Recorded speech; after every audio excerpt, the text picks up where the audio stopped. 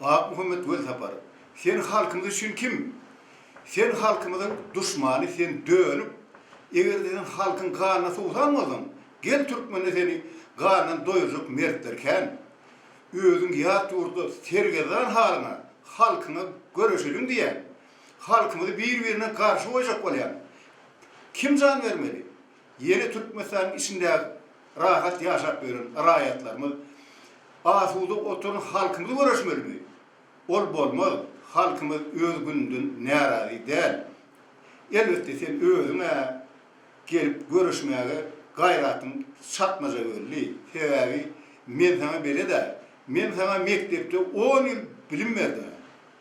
Sen namar, nalaş edeyim, sebebi ümüm vatanını, edirlerini, ecel kalkan malarını, yurdun satıp giden insanlık mertebelerini yitiren adama, hatta onun sınavına da gel, bilmedin hadi. Şu sözleri düşünmek için ağır namus verip, seninle ol zatlardan namusan kalmandıra, yadına kal, yad ülkelerin aldığını düşüp, yurdumuzu satan dövürlerini, şu dövürlerin öğleden etmişlerini neyse bir ona adamların üstüne atıp, vurumu sırtına salıp kaçıp bittim. Türkmen öz halkını içinde, yanına durup orayandır. Uzaklarda durup şağalayalı uğramak bize Türkmen'e mahsus hasiyet değil. Türkmen'de şeyler nakıl var. Özgü yurtta şah olundun, öz yurdundan geda ol.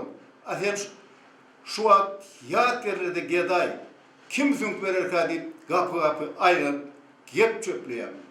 Ey Velsapar, inson ki sözüm, verinden anlayın olay.